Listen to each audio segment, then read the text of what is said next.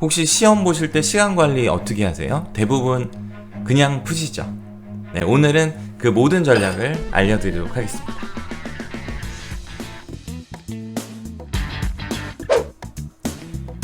안녕하세요, 오픽TV 강주환입니다. 자, 오늘은 오픽 시험에 대해서 시간 관리를 어떻게 해야 되는지 모두 다 알려드리도록 할게요. 제가 여기저기 살펴보고 여지껏 없었던 오픽 정보 지금부터 공개할게요.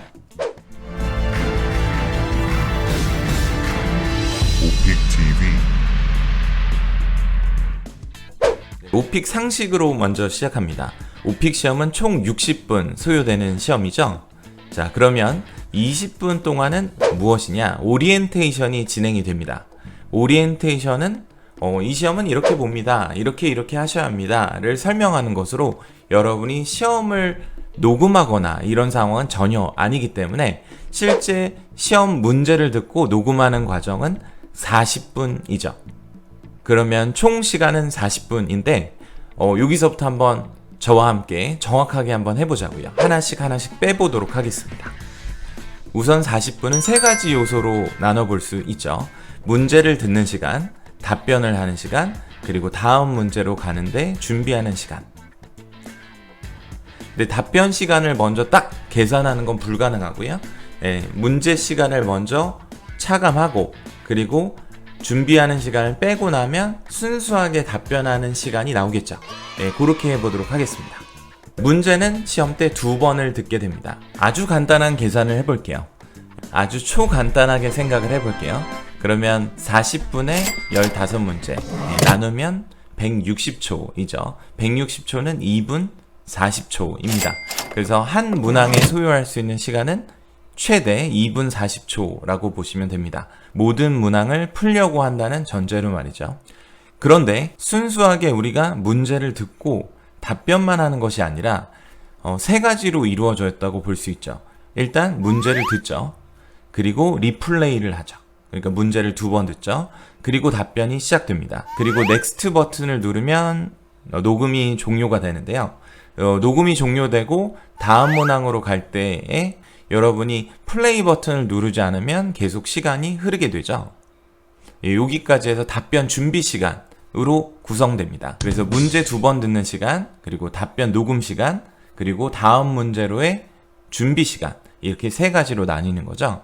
근데 정확한 계산을 위해서는 문제를 2번 듣는 시간을 제외하고 그리고 녹음을 종료하고 다음 문제로 갈 때의 준비 시간을 빼줘야 순수하게 답변 시간이 남게 됩니다. 자, 문제는 평균 10초 정도 소요됩니다. 그런데 우리는 리플레이를 통해서 문항을 한 번 더 들을 수가 있죠. 그 문항을 한 번 더 들으면 감점이 없기 때문에 적극 활용하시면 좋고요. 그렇다면 문항만 듣는 시간은 20초가 소요됩니다. 그런데 첫 문항을 듣고 5초 이내에 리플레이를 누르도록 되어 있습니다. 그러면 첫 문항 10초를 듣고 5초 동안의 시간이 더 추가적으로 가죠. 그리고 두 번째 문제를 듣고 또 다른 5초가 경과한 다음에 자동 녹음으로 전환되니까 총 한 번호를 2번 듣는데 소요되는 시간은 30초가 됩니다. 그러면 30초를 15번, 15문항에 대해서 하기 때문에 총 7분 30초가 소요가 되는 거죠. 자, 이번에는 문제 사이의 시간입니다. 문제 사이의 시간은 여러분의 준비하는 시간인데요. 어떤 누구도 넥스트 버튼을 누르자마자 플레이 버튼을 누르고 문제를 푸는 사람은 없습니다. 한숨을 쉬거나 다음 문항에 대한 대비로 연습을 해보거나 할 수 있는 시간인데요. 보통 30초 정도 평균적으로 소요합니다. 그러면 또 다른 7분 30초가 문제를 녹음하는 시간 이외에 걸리는 시간이 되죠. 따라서 문제를 2번 들은 7분 30초와 그리고 다음 답변을 준비하는 문제 사이의 시간인 7분 30초를 합치면 15분은 아무것도 하지 않았지만 소요하는 어쩔 수 없는 시간이 됩니다. 그러면 순수하게 답변으로 사용할 수 있는 시간은 우리에게 25분이 되는 거죠. 자, 25분을 그러면 15문항이니까 15로 나누면 100초가 됩니다. 25분은 분단이니까 60초를 곱해서 환산해주고 그러면 1500초가 되고요. 1500초를 15문항이니까 15로 나눠주면 정확히 100초가 됩니다. 분이 그러니까 아무것도 하지 않고 숨만 쉬고 이 시험의 녹음 시간은 1분 40초가 되는 거죠. 그럼 1분 40초를 모두 사용했을 때 40초 꽉 차는 거죠. 그래서 이 시험에는 중간에 Time for the next question 이라는 안내 문구를 넣어서 1분 30초에서 안내 시점을 잡아 여러분에게 다음 문항으로 넘어가라 이렇게 설명을 하고 있죠. 물론 한 번호에서 많은 시간을 소요해도 전혀 점수에는 감점이 없습니다. 자, 그렇게 해서 여러분이 문제에 주어진 시간이 2분 40초 이거는 이제 총량이고요. 거기서 차감해서 문항을 2번 듣고 그리고 다음 문항으로 넘어가는 약 30초의 시간을 다 배제하면 한 문항당 100초 1분 40초가 여러분에게 주어진 시간이라는 걸 아는 것도 일단 굉장히 중요합니다.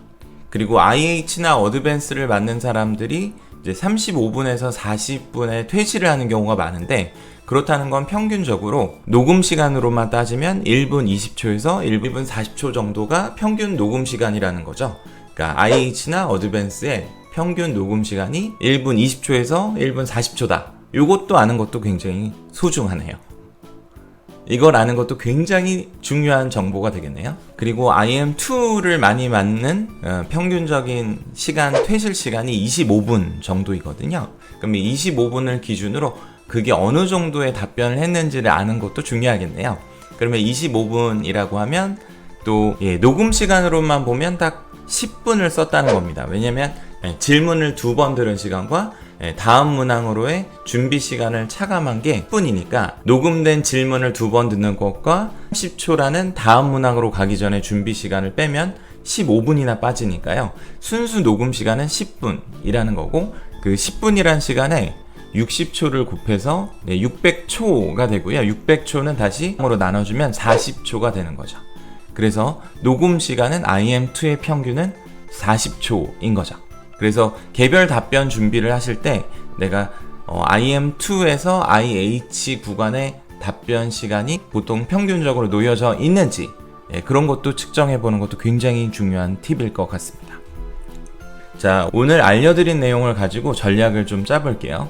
자, 시간적으로 IM2 이상을 맞고 싶다. 그러면 녹음 시간을 체크하실 때 평소 녹음을 해서 연습을 할 때 40초가 넘는지를 꼭 확인해 보세요. 그리고 내가 IM2가 안 나오신 분은 너무 짧은 답변이 계속되고 있지 않나 그걸 좀 측정해 보시고 그리고 내가 IH나 어드밴스가 안 나오시는 분은 시간적으로 봤을 때 1분 20초에서 1분 40초 구간에 나의 답변 녹음 시간이 들어오느냐 그것을 측정해 보는 것만으로도 굉장히 여러분은 한 단계 업그레이드된 상황과 그리고 더 좋은 전략을 가지고 시험에 들어서실 수 있을 겁니다. 그리고 시간에 대해서 알려드리면 항상 궁금해하는 것이 앞에 많은 문항을 해서 뒤에 못 푼 문항은 어떻게 되죠?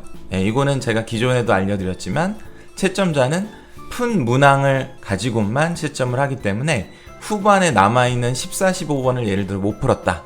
그러면 앞문항이 길게 녹음되어 있다는 걸 감안해서 결국 14, 15번은 채점을 할 때 아예 평가에서 제쳐두고 나머지 푼 문제만 가지고 평가를 하게 되니까 그 점은 좀 참고하시면 좋을 것 같네요. 네, 그렇다고 자기소개에서 자기소개를 가지고 30분 채우시면 안 돼요.